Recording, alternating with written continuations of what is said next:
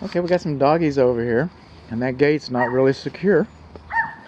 And this fence is showing some signs. Fences are beyond the scope, but our siding cap is missing over here. We're on the south side of the home, so the southwest bedroom. Got a little bit of torn shingles and stuff up there. Our siding's loose here. It's like we took some damage at one time. We've got single pane wooden frame windows with putty glazing, and all that's in bad shape. And even the storm windows that have been added, screens are distressed, not fitting very well. We're missing some of our storm windows. Our siding's loose here. That might not be in the report. Well, I can just fix it. There you go. It's not in the report. All right, we've got high soil conditions all along here. And this is going to be a VA loan.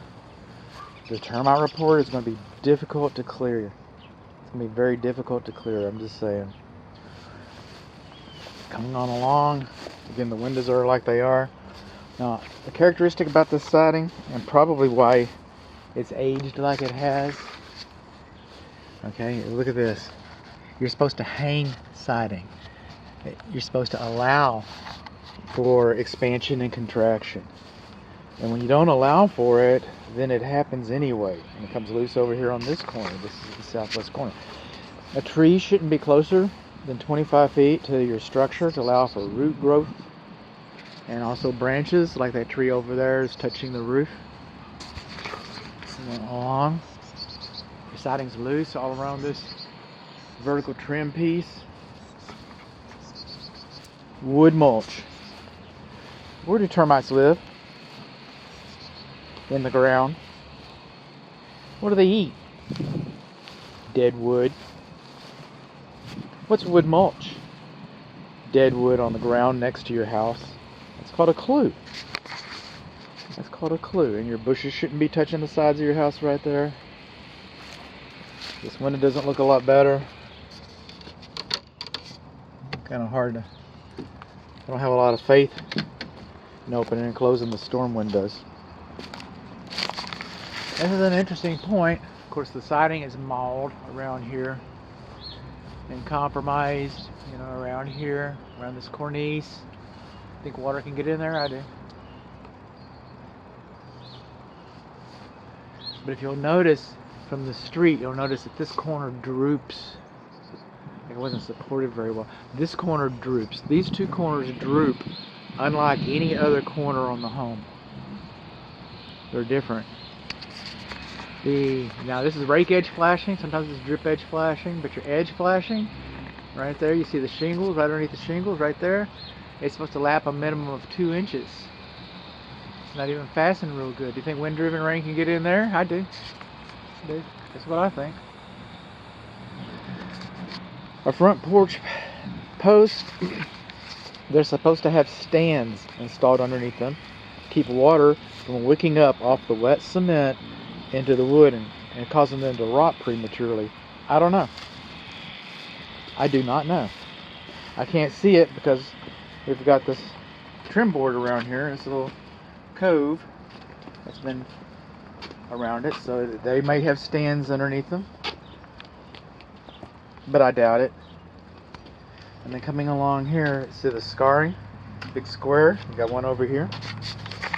At least in this area, we've had some foundation repair.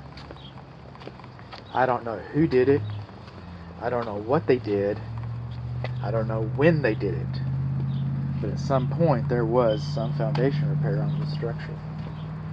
Moving along, we do not have a front door knocker, and we do not have a front doorbell.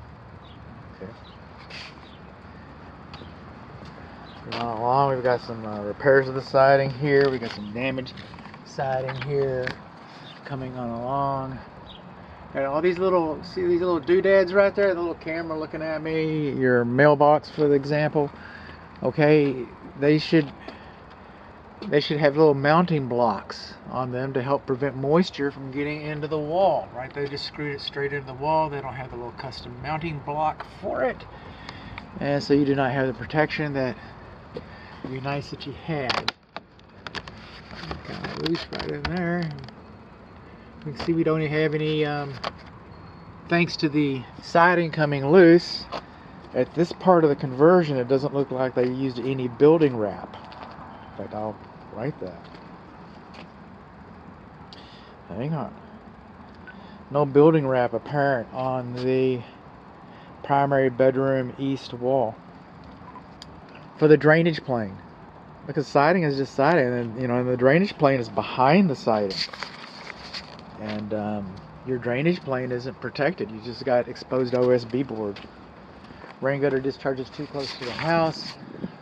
Your siding's coming loose. Siding caps coming loose. We're missing siding on our cornice right here. Moving on along. You see these lines? Those are runners. It's supposed to be staggered, so you're just basically inviting moisture. And they've been working on it. They've been trying to seal it. Why did they do that there and they didn't do it over here and over here? Why do you think that happened? You think that was proactive or reactive? I think it's probably reactive. That's just a guess. Just a guess. Moving along. Got negative drainage towards the house over here.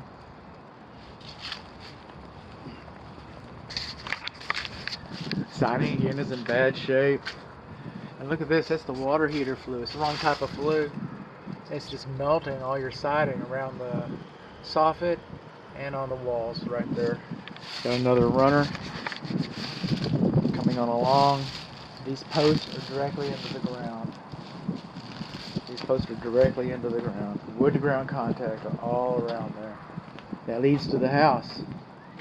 That's conducive to wood destroying insects.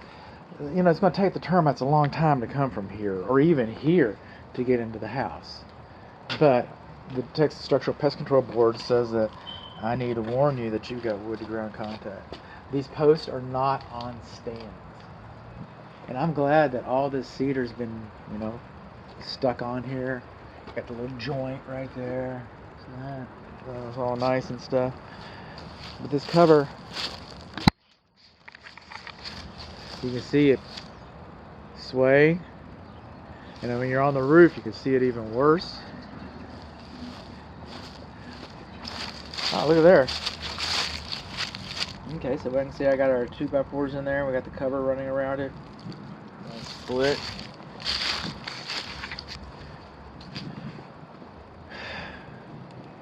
There is no evidence that you got a ledger board. There is no evidence that you've got ledger board flashing. There's plenty of evidence that this was an unconventional installation. And it would be reasonable to assume, can I tell up underneath here? I can tell one thing. I can't tell about the ledger board so much, but I can tell that there's no ledger board flashing. You might sit out here and have a cocktail or a beer. Smoke a couple cigars out here and enjoy your yard. But this is destined to be removed and or replaced. And safety is in no way about this. Safety or actual protection of the structure is in no way guaranteed. Around here, the blocks I was talking about, the time I was at the front door and I was talking about the lights and stuff, all these are supposed to have protective boxes. They design siding details for this type of equipment, which is not here, which causes it to leak. I got a little bird nest right up in there.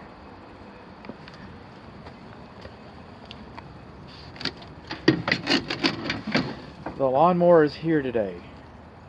The neighbor made a special effort across the street, made a special effort to come over here and ask me if he could have it. Okay? He also made note that, and it's that neighbor right across the street, right there. He said that his mother owned this house earlier. Not recently, but he said originally was his words, but earlier. But his mother used to own or live in this home, so he might have some history about the house, and he seems perfectly willing to speak. Okay. These paving stones are not dimensionally uniform. Okay, so they may be trip hazards. I get it. It's better than walking on the mud. A lot better than walking on the mud. I appreciate them being here today. But these are not dimensionally uniform, and they are trip hazards. Oh. You'll see later. I just had to make sure the faucet works. And also, you'll see this later. We got another clean out. There's a sewer clean out right there. So we have sewer clean outs out there and a sewer clean out right here.